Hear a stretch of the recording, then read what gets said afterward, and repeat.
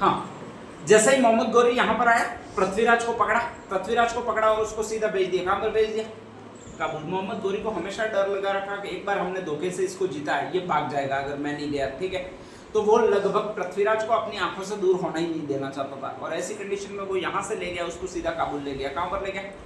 काबुल। वहाँ पर इसके आंख नाक वगैरह जो भी निकालने थे स्पेशली निकाल लिए गए, नाखून निकाल लिए गए, तोड़ दिए गए वगैरह। ये सारा घटनाक्रम हुआ है वो काबुल में ही हुआ है, ध्यान रख लीजिएगा। यहाँ से मोहम्मद गौरी रवाना हो गया तो उसका एक और सेनापति था जिसका नाम था कुतुबुद्दीन ऐबक। कौन सा नाम था? कुतुबुद्दीन ऐबक। उस कुतुबुद्दीन ऐबक को यहाँ पर छोड़ गया, स्पेशली ध्यान रख लीजिएगा, अजमेर में छोड़ गया, ठीक है। तो बाद में अजमेर में रहा है वो आपका यही व्यक्ति रहा है जिसका नाम कुतुबुद्दीन ऐबक है। वो जैसे ही यहाँ पर आया तो उसने एक विश्वविद्यालय देखा जिसका नाम था संस्कृत विश्वविद्यालय। कौन सा नाम था? और उसी के फर्स्ट प्रांगण में शिव की मूर्ति रखी थी। किसकी मूर्ति?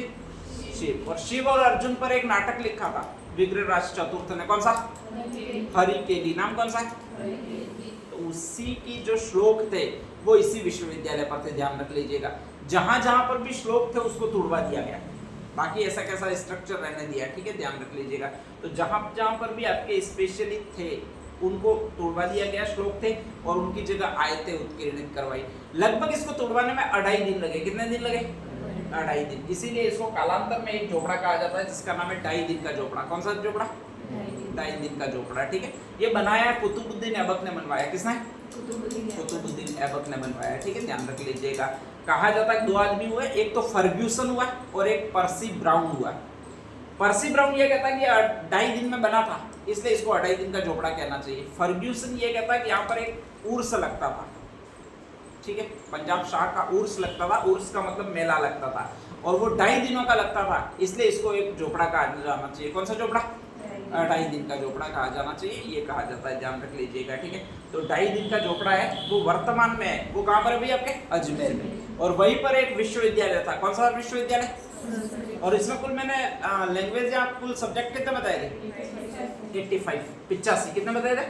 85। बहुत बड़ी बात हो जाती है, ध्यान रख लीजिएगा, ठीक है। तो ये सारा था वो पृथ्वीराज की सांस्कृतिक उपलब्धियों में। उसके आसपास कई सारे कवि भी रहते थे जिसमें से एक मैन तो ये हमेशा पढ़ते हैं। नाम कौन सा है?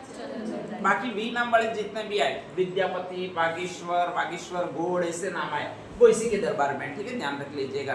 तो ये संस्कृत विश्वविद्यालय है, इसी विश्वविद्यालय में वह नाम वाले सारे कवि इसके समय पढ़ाते थे जिनमें विद्यापति था, वाचस्पति था, वागीश्वर था, इस तरह के वह नाम वाले विश्वविद्यालय में ही सारे रहते थे।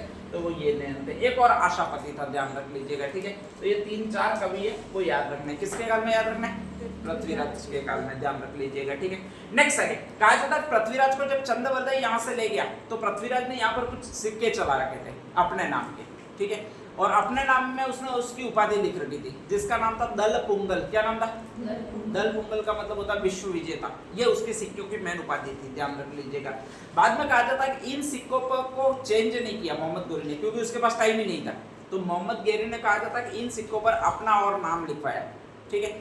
तो पृथ्वीराज चौहान के सिक्कों पर 2 नाम मिलते हैं, एक तो उसकी खुद की उपाधि मिलती है, उसका नाम दल पुंगल है। कौन सी है? दल पुंगल। और एक और उपाधि है जिसको कहा जाता है मोहम्मद बिन साम। कौन सी उपाधि है? जो मोहम्मद गौरी का नाम है, ध्यान रख लीजिएगा, ठीक है।